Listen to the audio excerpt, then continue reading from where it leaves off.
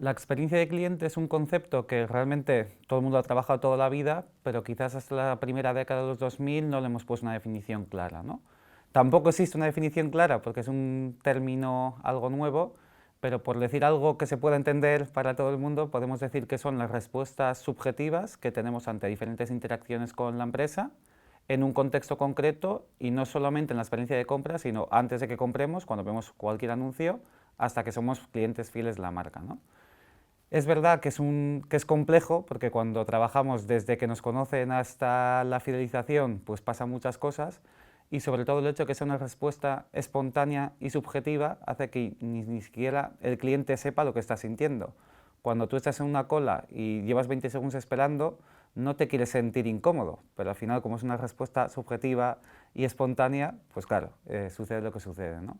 Y es uno de los hechos que la hace compleja de gestionar, porque cuando ni el propio cliente es capaz de entender lo que le sucede, ¿cómo eres capaz de gestionar lo que quieras que le suceda al cliente, ¿no?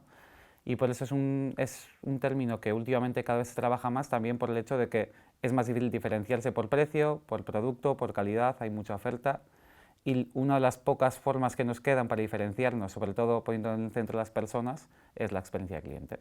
Uno de los principales retos que hay en torno a la experiencia de cliente es la personalización, porque si queremos ofrecer a cada persona lo que necesita, tenemos primero que conocer a esta persona, a este cliente. Y para eso, la verdad es que nunca es fácil, porque no es fácil ni hacer las buenas preguntas al cliente, ni es fácil que te las conteste porque estamos cansados de responder a encuestas, ni es fácil saber exactamente ir más allá del producto, ¿no? Ir más allá de lo que compra, entender las motivaciones de la compra. Es un tema que cada vez se trabaja más también desde la analítica de datos, es decir, qué nos pueden decir los datos de otra manera que no sea simplemente ponerlo en un Excel, en un gráfico, y la verdad es que desde ahí se está trabajando bastante, ¿no? Cómo segmentar al cliente, cómo identificar diferentes necesidades, cómo ofrecer a esa necesidad diferente un producto, una experiencia diferente. Y siendo un reto difícil, también es un reto apasionante porque no hay nada mejor que cuando una organización es consciente de que está ofreciendo algo diferencial pues, según la necesidad que tienen estos clientes.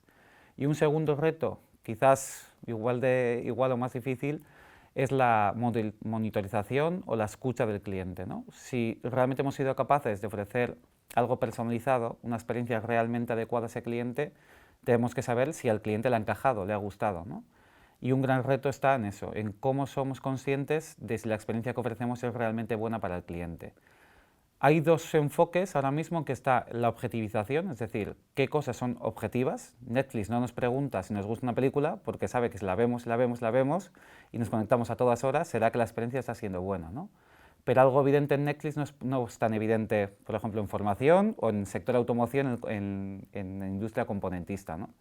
Pero tenemos que empezar a indagar en qué es lo que podemos objetivar, que nos digan los datos sobre la experiencia que estamos ofreciendo a ese cliente.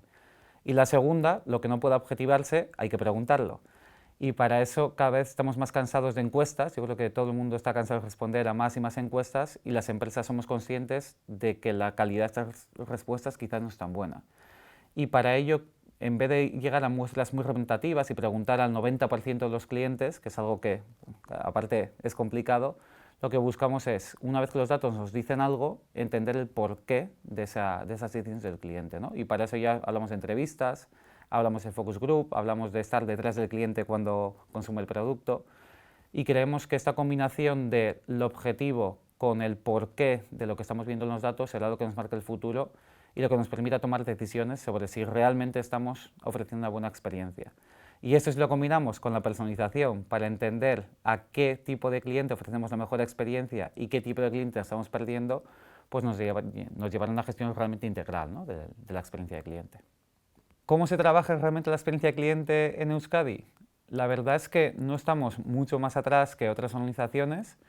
Sí es que es verdad que hemos sido realmente enfocadas más en producto históricamente y sobre todo desde la industria, ¿no? En ofrecer la mejor calidad y ofrecer el mejor producto desde la ingeniería hasta la tienda de barrio, ¿no? Y creo que no somos conscientes de que ante los cambios que se avecinan, ante los cambios de modelos de negocio, tenemos que estar más enfocados en esa experiencia de cliente, ¿no? Y poco a poco se crean ya pequeños grupos y de hecho hay una asociación de experiencia de cliente traccionada desde Euskalit para empezar a pensar cómo diferenciarnos y cómo seguir haciendo de Euskadi una potencia económica, ¿no? Sabiendo que el precio será complicado que compitamos en ello. La calidad, cada vez hay competidores que lo hacen quizás no mejor, pero al menos igual de bien, y quizás pues, ese diferencial podrá ser esa experiencia de cliente.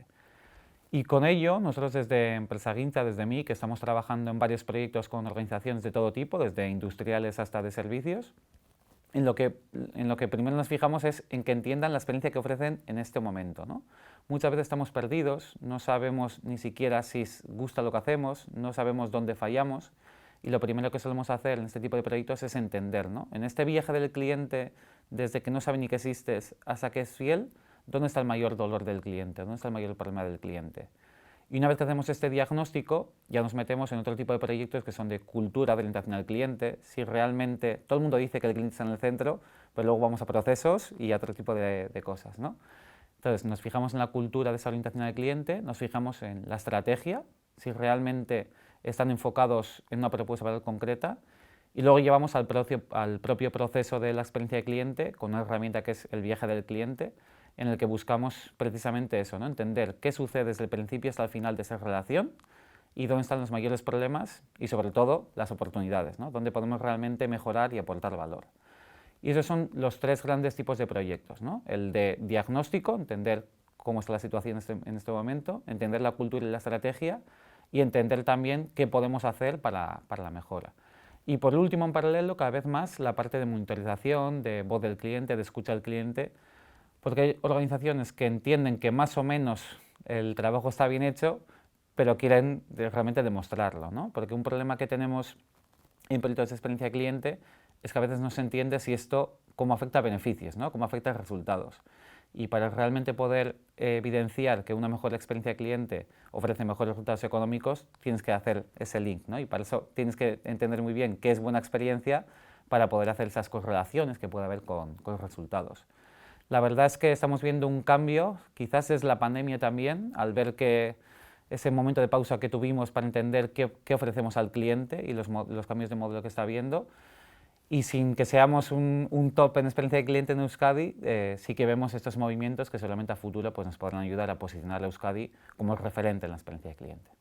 ¿Dónde vemos que se dirige la experiencia de cliente? Seguramente a una combinación adecuada de tecnología y de personas. Es decir, la tecnología nos tiene que ayudar sí o sí, y si no la aprovechamos para entender el cliente, esas necesidades, entender los datos, estaremos teniendo una desventaja competitiva porque no aprovecharemos una herramienta que ahora mismo existe, pero lo que no queremos es que perdamos de vista la importancia de las personas en la experiencia.